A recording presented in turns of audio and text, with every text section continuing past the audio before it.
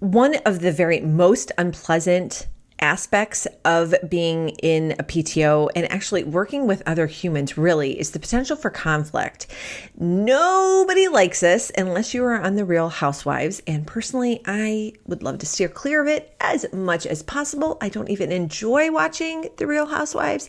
So in this video, we're going to talk about different ways that you can avoid conflict and kind of manage relationships a little bit better. These are just some things that I've learned through my time as a human and also as a PTO leader, and I thought you would love to hear them too. The very first part of avoiding conflict is to be a good communicator. So you want to be having very clear communication. So be clear in what you are saying and what you are writing, and make it so that you are thinking about what you're going to say before you say it.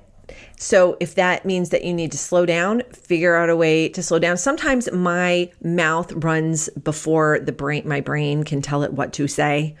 And oftentimes my brain is about 2 sentences faster than my mouth. And so sometimes that causes some issues for me personally. So if this is an issue for you, then just maybe become aware of that and try to slow yourself down. So a lot of times when I know I'm going into a tricky situation, I will think through the conversation and how I want it to go. I will think through the points that I want to get across, and then I eliminate as many as possible so that it is short and sweet, because people can't just accept like an information dump of all of your points. So I stick to what's most important. When I am communicating with someone via email or text, I do the same thing, and then I reread that message. If it is something that I am particularly hot about, mad about, upset about, then I will sleep on it and send it out in the morning. Sometimes I do not do that because then I will not sleep. So then I have my husband read it or send it to another friend and be like, hey, kind of give them the synopsis of what's going on and be like, is this a reasonable response, right? So they can kind of act as that check for you. The next part of avoiding conflict is to really operate under kind of a lot of honesty. And not that I don't think that you are not being honest, but I think when you are clear about it, and sometimes the truth kind of hurts. So I would just be operating in good faith.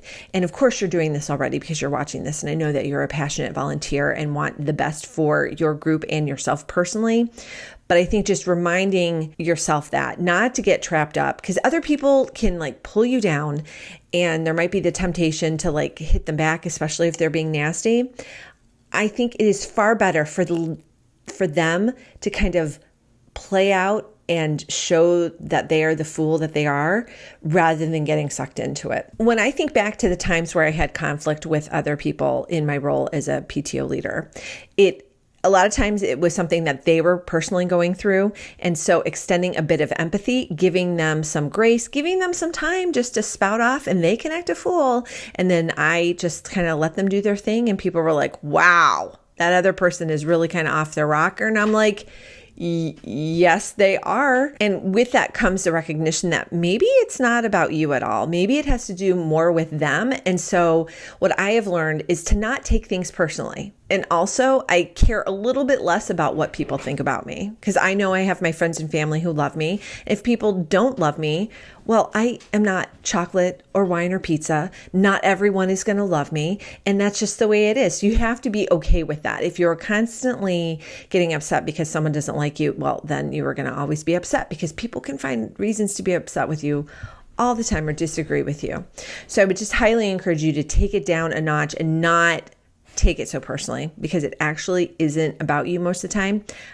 I honestly think it's like other people working out their issues. So the next part of like managing conflict in your role as a PTO leader is to realize that you don't have to be BFFs with people. Nope. You just have to work together. So you just have to be professional, maintain that good work ethic, and just get the job done. Like, what do you need to do to make it happen? And by it, meaning whatever you signed up for or whatever you guys have planned.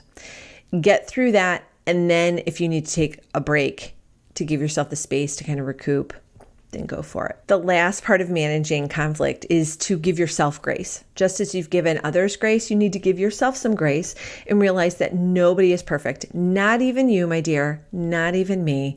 No one is perfect. And for the most part, people are just trying to do the best job that they can. Sometimes that leaves a lot to be desired.